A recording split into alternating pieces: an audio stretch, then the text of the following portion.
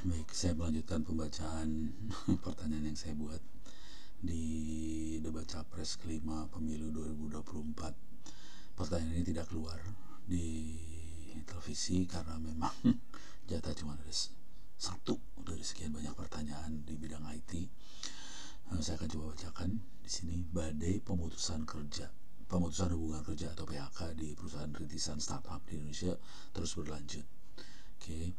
Ruang Guru PHK sekitar ratusan karyawan di November 2022, Ajaib mem-PHK 67 karyawan 2022, Sirklo mem-PHK 8 karyawan November 2022. PHK bahkan juga terjadi di perusahaan-perusahaan selevel Dekakron seperti Shopee, Goto, Gojek Indonesia, Gojek Tokopedia ya. PHK-nya lumayan dahsyat. Shopee PHK 2 kali.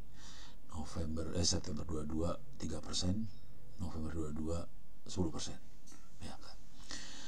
November 22 Goto mem-PHK 1.300 karyawan.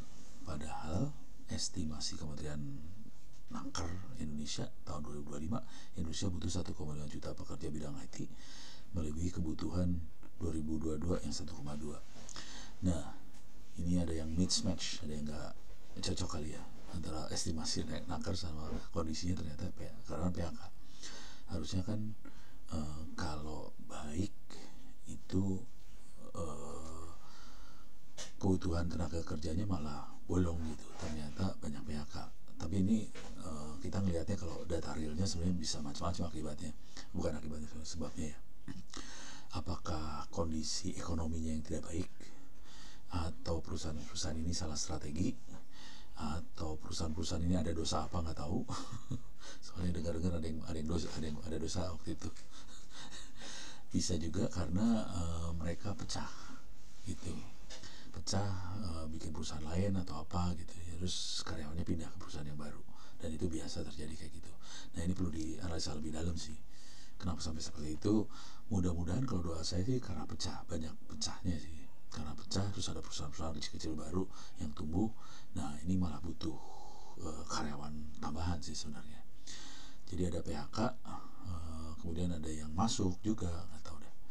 Nah, tapi dengan kondisi ini, apa langkah yang perlu dilakukan oleh menekan PHK massal di perusahaan rintisan startup sehingga ekonomi digital Indonesia pulih kembali? Kira-kira kalimatnya kayak gitu sih.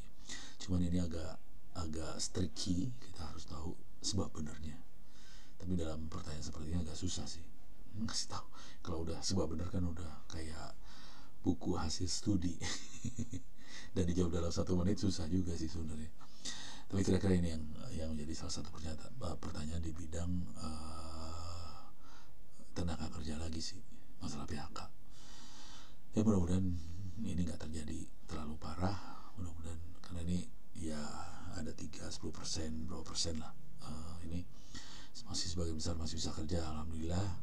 Jadi Anda yang masih dapat kerjaan masih alhamdulillah.